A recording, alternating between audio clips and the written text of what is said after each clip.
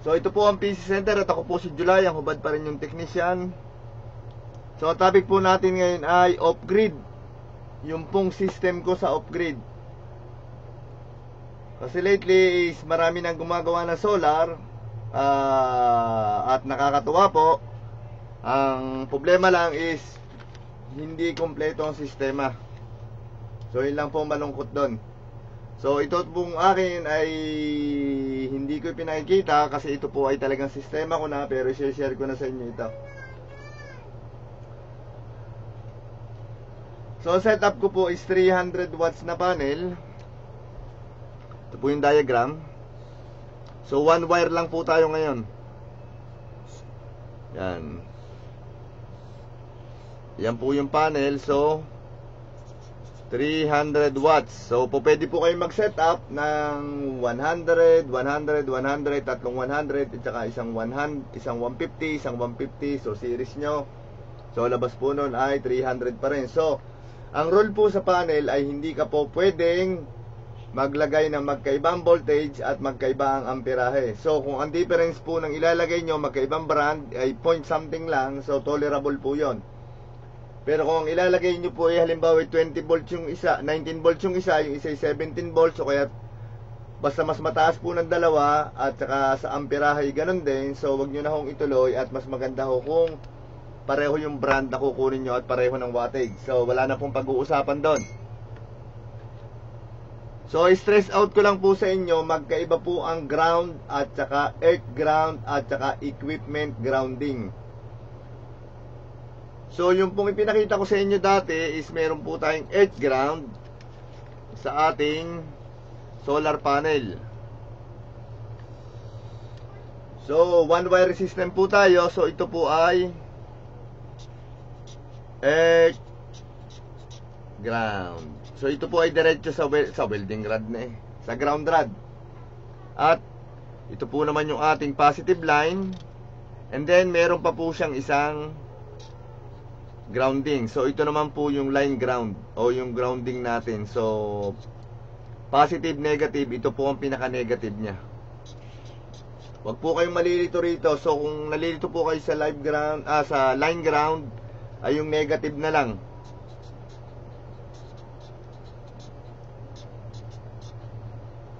So one wire lang po tayo. So hindi na po gugulo yung ating drawing. Basta po lahat ng line ground o ng negative, para hindi kayo malito, ay yung po ay negative. So papasok po sa positive ng CC. So ang symbol po ng inverter ay ito, para sa mga gustong makaalam at gustong mag-diagram. So DC-DC po siya, kaya po dotted. So kung ito po yung inverter ng mga micro, ang symbol po niya ay ganito. So yan, ako, lumipad. So dotted and then straight line. Pag naman po yung mga microinverter ay ganito po ang symbol niya. So yun, maliwanag ha. And then one wire pa rin po tayo. Yung positive po ay pupunta naman kay battery.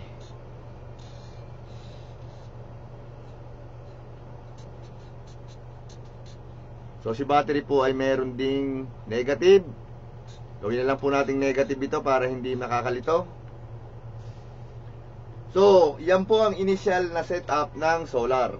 Meron kang solar panel na 300 watts. Meron kang CC, which is dapat ay pre-computed mo kung ilan yung ampere na ilalabas nito. So ang 300 watts po ay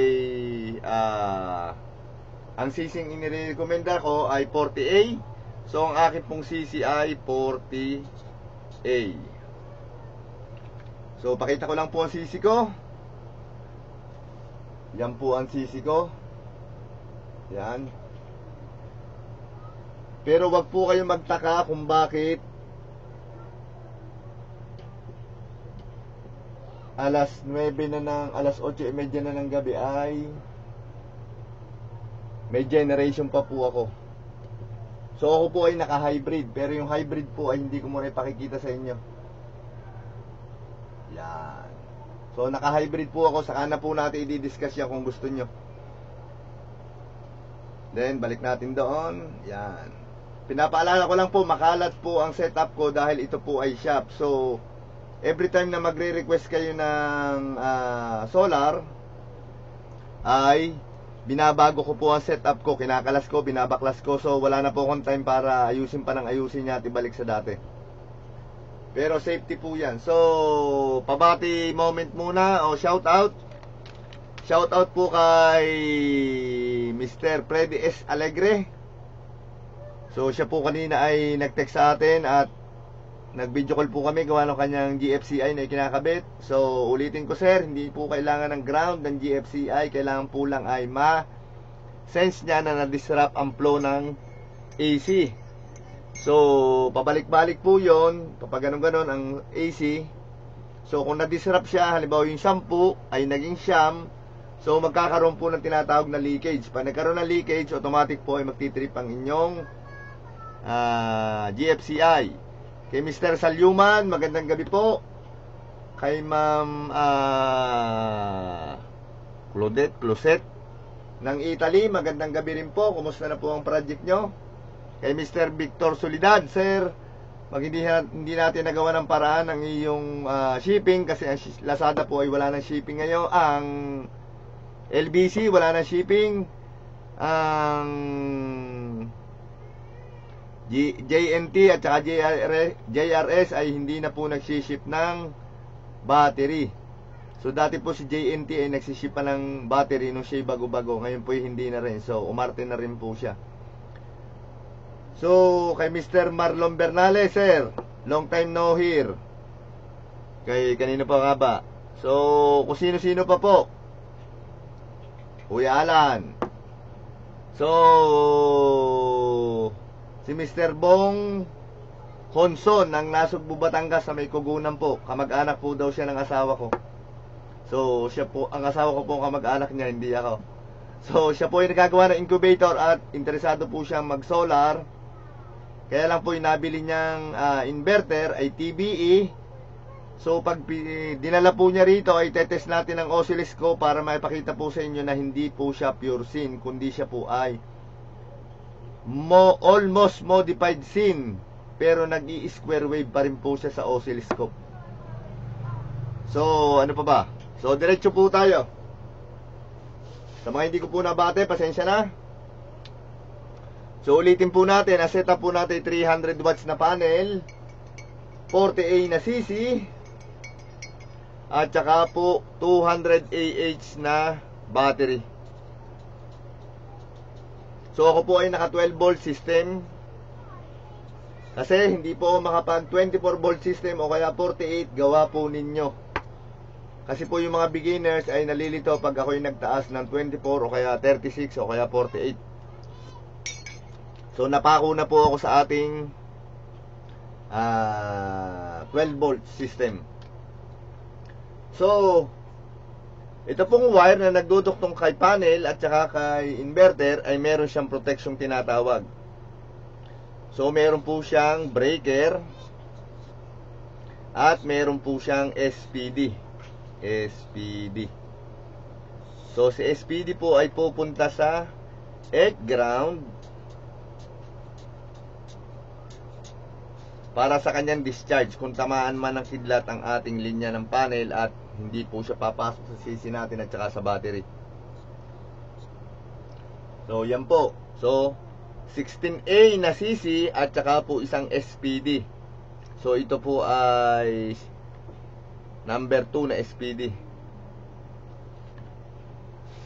And then yung battery po natin ay dalawang 200 AH, dalawang 100 AH na naka-series, naka-parallel pala, sorry. Ako hindi naabot ko ang aking wire. So yun, makikita nyo po ay dalawa siya. And then meron po tayong super capacitor. So saan ko ginagamit ang super capacitor? So ito ay negative, ito ay positive. Yan pala, baliktad. Yan. Super caps. So paalala lang po, pag bumili kayo ng super caps, halimbawa sa Lazada o sa Shopee, automatic po pagdating sa inyo na hindi po wala pong charge yan, discharge po talaga yan, so 0 voltage. So para hindi po masunog at hindi po mag-init, ang pag-charge po niyan ay pitik-pitikin nyo lang ng konti. Ibig sabihin, huwag nyo ibabad yung capacitor agad sa battery. So unti-untiin nyo lang po ang lapat para magka-charge siya initially, and then tumaas na tumaas yung voltahe niya. Pag tap lang ho kayo ng tap ng ganun. Kasi pag biniglaan nyo ho yan from 0 volts to 12 volts, ay magpipik po bigla yan talaga at masisira ang electronics, mangangamoy o kaya masusunog. At ang super caps po ay ginagamit at applicable lang siya sa lead acid base battery. So hindi po siya applicable sa lithium. Kasi ang lithium po ay walang plate. Sarap. And then, ano pa ba? Si super caps naman po, kaya naglalagay ng super caps para siya ay magkaroon ng stabilizer.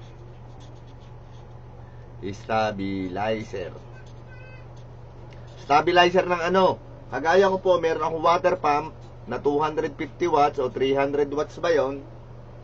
So, hindi po nai-stress yung aking battery. At saka po, pag gumagamit ako bigla ng matataas na voltahe, matataas na wattage po pala, ng kagaya po ng aking tools na hot air na nakita nyo na sa mga previous video natin, ay humihigo po siya ng battery reserve ko o yung voltahe at saka amperahe sa battery natin. Pero pag po meron siyang super caps, nag-i-stabilize po siya. So hindi po nagpipik yung battery ko, so stable po agad siya. And then si super caps nga po pala ay nagdi-discharge pa rin unti-unti. So kahit hindi nyo po ginagamit, siya po ay gumagamit ng battery reserve ninyo. So kung wala po kayong motor at wala kayong malalaking pinatatakbo at hindi nyo kailangan ng malalaking load, advice ko po sa inyo ay huwag na kayong gumamit ng super caps. Pero kung gusto nyo stable ang inyong voltahe, ay gumamit po kayo ng super caps kasi hindi naman siya malakas humigop ng kuryente. Kumain pala.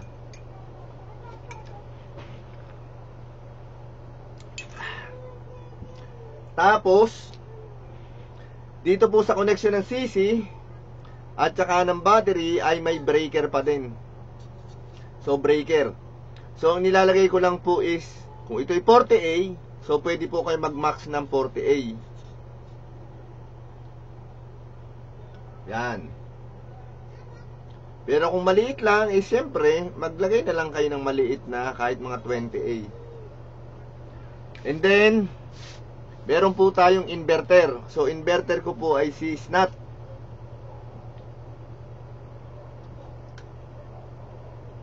Yan po. Ang SNAT ko po ay calibrated.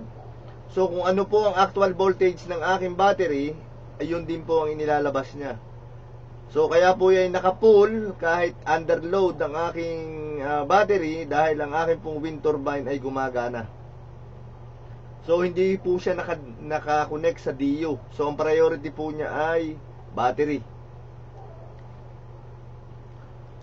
And then ano pa ba?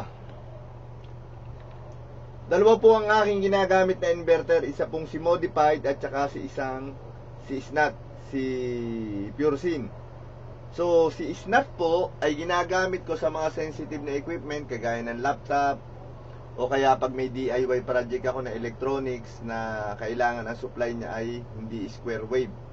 So, yan po ay ginagamit ko si SNAT. Pero sa backup ko pong electric fan, ang ginagamit ko lang ay si modified seat. So, nakakabit po siya sa ATS. Hindi ko na po ipakikita sa inyo ang ATS ko, pero alam niyo namang may ATS ako at nakakabit yung aking modified scene na meron siyang automatic voltage detector. So, dalawa po ang aking inverter. So, ang ilalagay ko na lang po is si SNAT. Yan. Ang inverter ko po pala ay dalawang linya. Mamaya maiintindihan nyo kung bakit. So, ito po si SNAT. Yan. So, ito po ay DC. Ito ay DC. Ito naman pong isa ay AC. So 220 output po siya. Ito po si SNAT. So yan. So usually, ang ipinakikita po ng ating mga YouTuber, ito lang sistemang ito. So paminsan ito lang, wala pang mga protection, wala pang super capacitor, kasi siguro hindi marunong gumamit o nagtitipid. So yun po, joke lang ho yun. Good luck po sa mga nagsosolar dyan, kumpletuhin nyo po ang setup ninyo. And then meron pa po akong tinatawag na DC system. So dito ko na po ilalagay ang ating DC system. So ang DC system ko po ay merong siyang over, under, battery protection.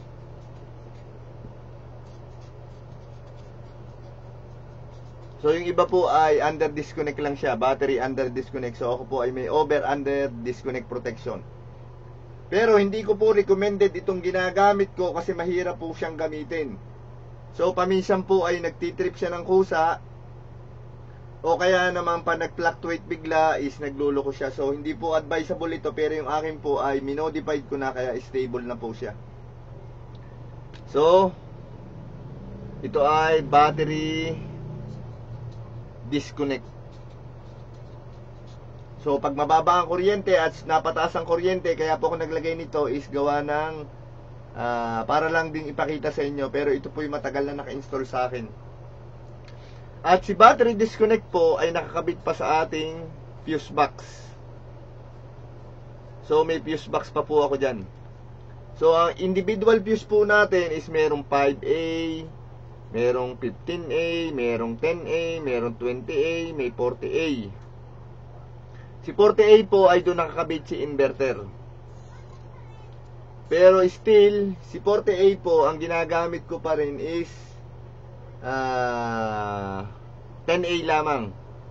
Bakit? Unang-una kasi 500 watts lang yung aking modified scene. Itong si Snap ay 1000 watts. So bakit ang ginagamit ko lang ay 10A din? Kasi ang nakaload po dito unang-una is ilaw lamang at saka electric fan. So hindi ko po kailangan ng mataas na fuse. And then si battery disconnect naman po ay 10 ampere din lang ang kaya niyang suportahan. So maglagay man ako ng 20 ampere dito is useless siya, kasi 12 times 10 equals 220 watts. So nakuha nyo po ba yung point ko kung bakit hindi ako naglalagay dito? So without further ado, tatanggalin ko muna po itong ating overhead camera, and then ipakikita ko sa inyo sana huwag mag-disconnect ang aking PC. So paalala, ang aking setup ay makalat dahil ito po ay shop. Hindi po ito for pangalan nito. Ayan, ako baliktad pala. Sorry. Yan. So ito po yung mga motherboard ng laptop na ginagawa ko. So ito po si over under disconnect natin ng battery. So makikita nyo po is 13.3. Kasi charging voltage po yan ng aking wind turbine. Kasi kahit gabi po ay naka wind turbine ako, naka hybrid po tayo. Pero saka na po natin di-discuss yung paano pagsamahin si solar at si wind turbine using MPPT charge controller. Hindi po yung hybrid controller o hindi si wind controller.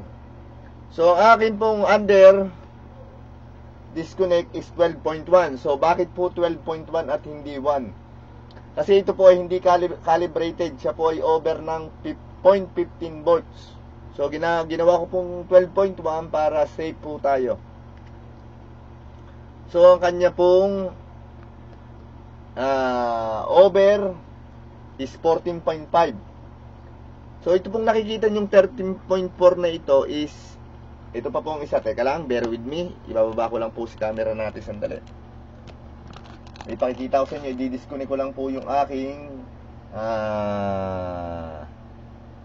wind turbine.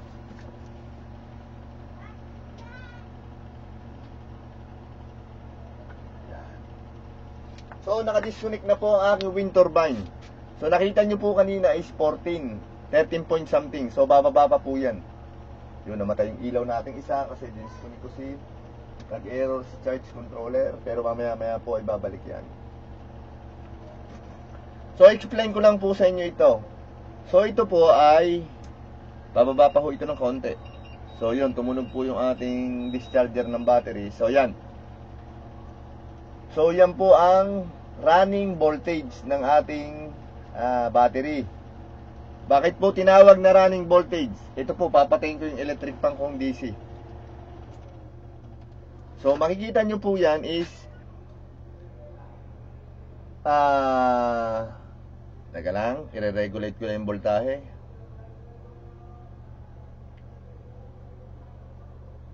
Papatayin ko rin po yung ating inverter para makita nyo na siya ay tataas. Papatayin ko po si snot. Kasi mahirap pong explain sa inyo na hindi nyo naiintindihan. Ano pa ba ang bukas ko? So, ang bukas ko pa ay ilaw. Mahal, ginagamit ko ba isang electric fan?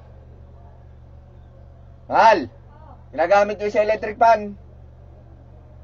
Patayin mo daw muna. So, nakita nyo po is 12.8. Gawa po ng capacitor natin kaya po mabagal mag-drop. Pinatay mo na! So, yun, nakita nyo po, bumalik siya ng 12.9. Mahal, buksan mo ulit. So, nakita nyo po, biglang nag 12.7, tapos patayin ko po ulit yung akin is nag 12.8.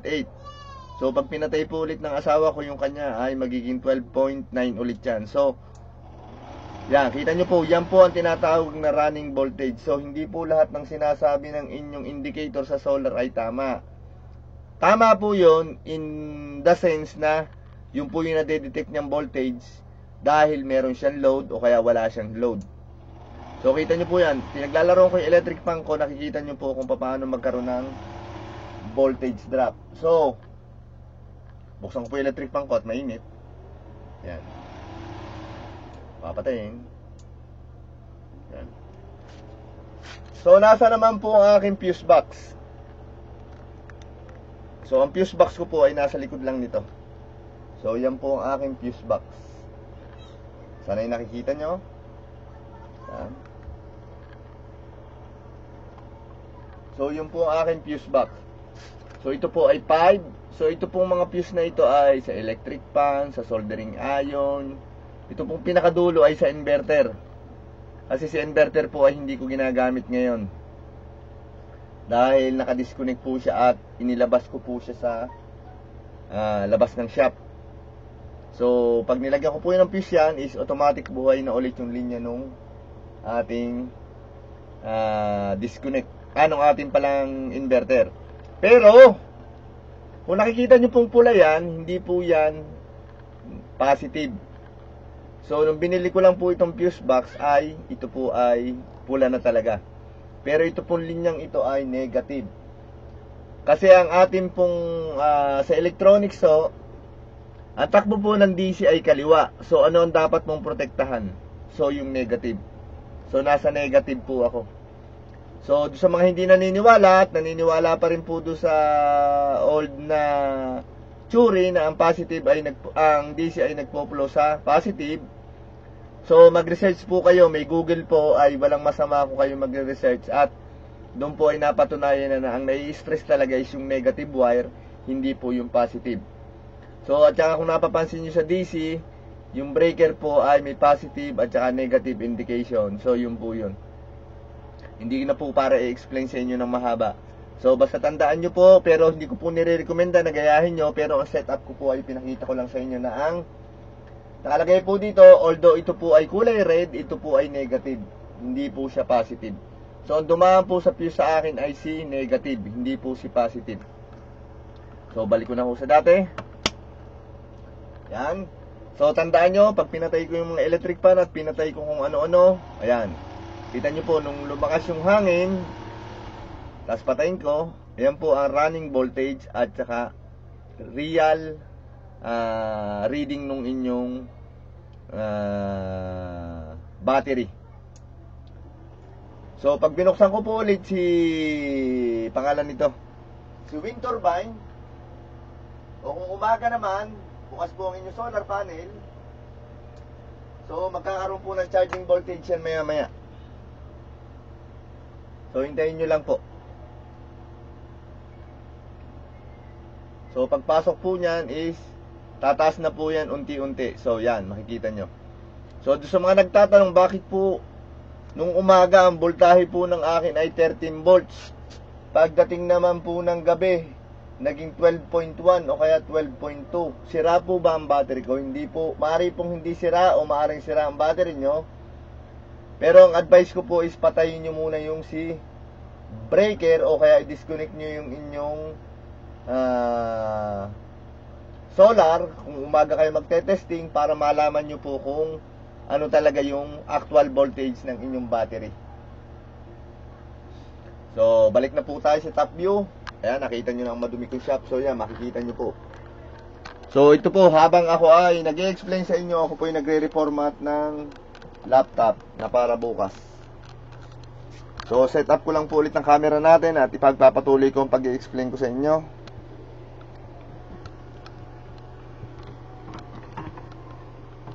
So, dito po sa shop is nag-i-evolve po bawat ating equipment. So, kaya po magulo ang ating setup. So, sa mga hindi po nakakaalam at mga bago lang sa channel natin, kaya po hindi ko na inaayos yung mga wirings ko. Bakit nakalawit yan? Unang-una po ako ay electrical at saka electronic. So, alam ko po kung paano magkakaroon ng diferensya at hindi magkakaroon ng diferensya. Pero kahit po sala-salabit ang wire noon, ay alam ko po na walang masisira at masusunog. Pero hindi ko po ay na-advise sa inyo. Ang advice ko pa rin po sa inyo ay panataliin yung malinis ang inyong wirings at proper yung wire nyong ginagamit. So sa size naman po ng wire, usually po ang ginagamit ko ay 4mm squared o kaya 6mm squared. Pero kung ang inyong pong CC ay 20A, doon lang po kayo sa 4mm. Kasi pag ginamitan ninyo 6mm na 6mm squared ay talaga pong sobra. Mahirap ipasok sa butas ng charge controller. Pero kung 40A ang inyo, 6mm po ay pasok na pasok. Then, explain ko rin po sa inyo ito. Ito pong si battery wire, galing kay charge controller, kailangan po ang haba niya ay within 1 meter. Hindi na po siya tataas pa doon. Hindi na po siya hahaba. At kagaya po nito, ang ginagamit ko po rito ay number 10 o number 8. Lagay ko po number 8 ito. And then, ipakikita ko naman po at iyuyuko ko ng konti ang aking laptop. So, kung makikita nyo po ang aking wire ng inverter ko ay ito po ay number 6 na AWG. So, ang haba po rin niya parang battery terminal o doon sa battery natin ay wala pa po siyang 1 metro. So, ito po ang ating yan. So, ito po yung 18650 para lang makita nyo ang diferensya. So, yan po ang battery na 18650. At yun naman po yung cable kong ginagamit. So, kasyang-kasya lang po siya sa ating inverter. So, ito pong distansya nito, kasama na po yung breaker sa wire, kailangan po ay 1 meter or less. And then, si inverter naman po, battery from inverter is 1 meter or less pa din. And then proper wire. So yung 1000 watts ko po ay number 6 na AWG ang ginagamit ko. With breaker po yan. Diba po yung linya niya rito, papunta po doon. So with breaker pa po rin siya. So sa makatuwid, ang ating pong DC breaker ay 1, 2, 3. From panel to battery, CC to battery, and then battery to inverter. So, ang isa pa pong advice ko sa inyo is may nabibili pong Anderson connector sa Lazada o kaya Shopee. So, mura lang po yun, wala pang 500. Piliin nyo po yung 170 ampere. O kung naka 24 volts naman kayo, 48, pwede na po yung 50A na connector. And then punta ulit po tayo dito. Ito po namang si battery disconnect ko po is nabanggit ko po sa inyo hindi po siya calibrated, kaya meron po siyang 0.15 na kulang sa voltahe, kaya po siya ay 12.1.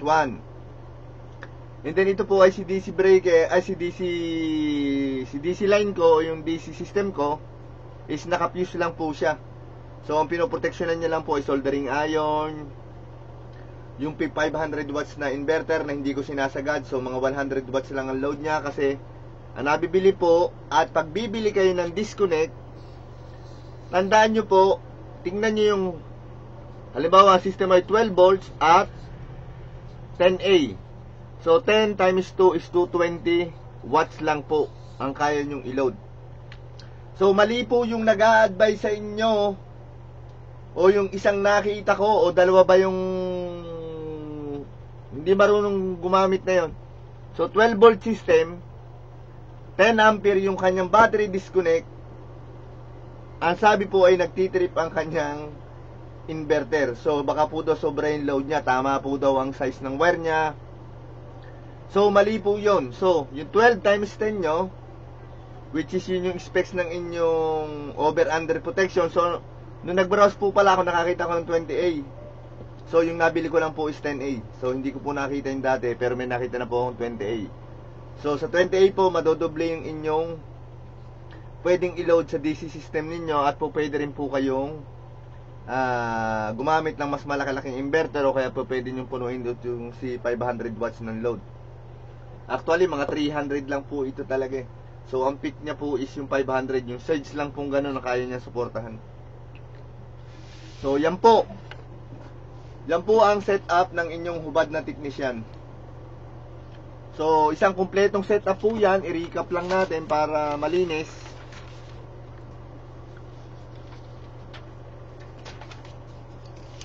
Yan. So yun nga po pala mga order ng battery nyo natin ay LiPo4 ay hindi na po magmamaterialize. Pwede po kayong magpagawa ng LiPo4 ngayon, pero pick up po. Kasi si Shop, si JNT, si LBC at saka si JRS ay hindi na po napahig ng battery. So unang-una is panel 300 watts. So meron po siyang groundings. Ayun, may nakakalimutan pa po pala ako ipakita sa inyo. So dito ko na lang po isisingit. Putit na alala ko. Gawa ni ground.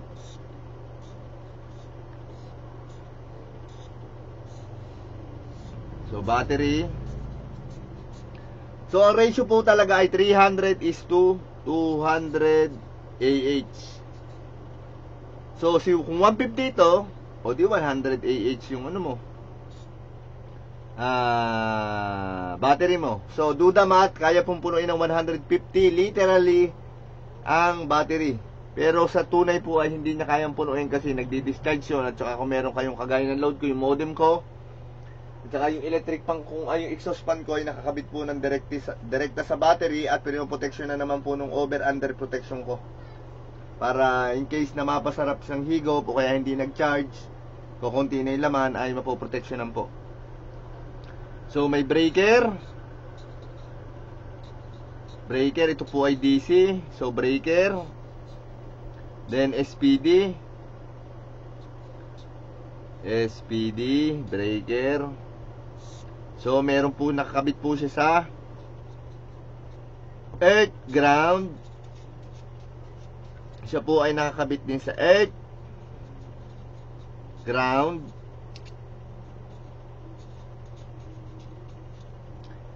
and then si inverter po ay nakakabit sa battery. Then meron po siyang breaker.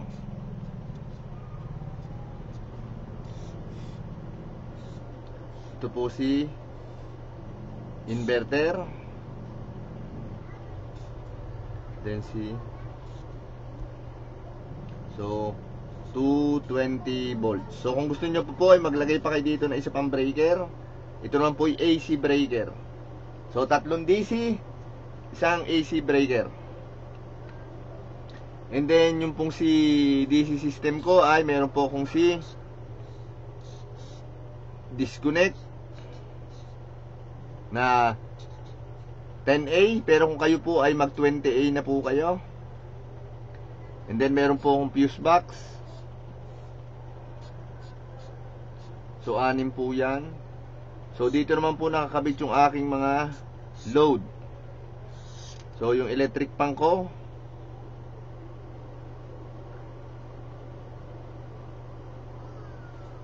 yan, hindi ko na ho gagandahan yan ho, electric pan. Pangit po talaga ako mag-drawing. So wag nyo na pong gayahin yung sa akin na sa negative at baka lang po kayo malito. Ito pong drawing na ito ay positive system po ito. Hindi ko po ginawang negative kasi malilito kayo. So ito ay CC, 40A CC. Pero kung 150 lang kayo at hindi na kayo mag-upgrade, pwede po siyang 20A CC.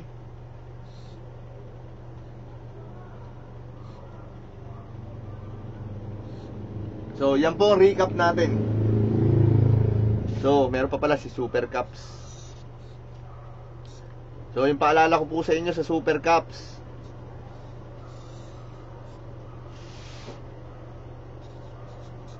so ito po ang isang kumpletong system ng, kung talagang medyo mayamanin o mayabangin, yan po ang isang kumpletong setup.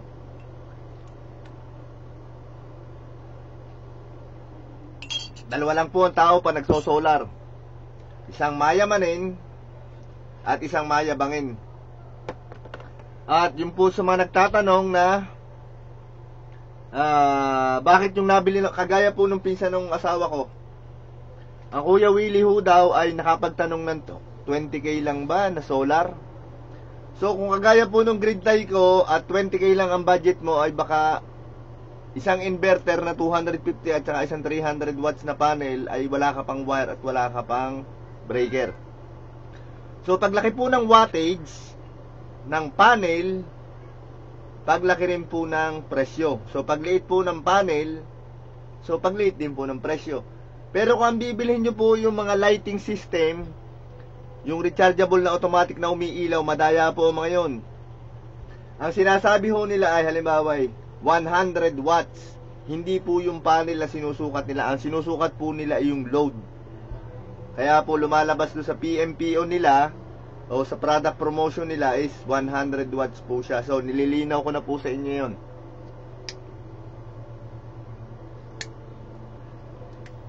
So unti ko na namang makakalimutan. So ito po ay mayroon pang equipment grounding.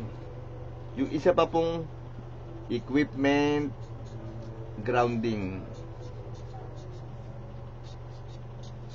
Si equipment grounding po ay nakabind sa earth ground. Kaya lang po sa tinawag yung equipment grounding is ipakikita ko po sa inyo. Baba ko lang po sandali rin ito.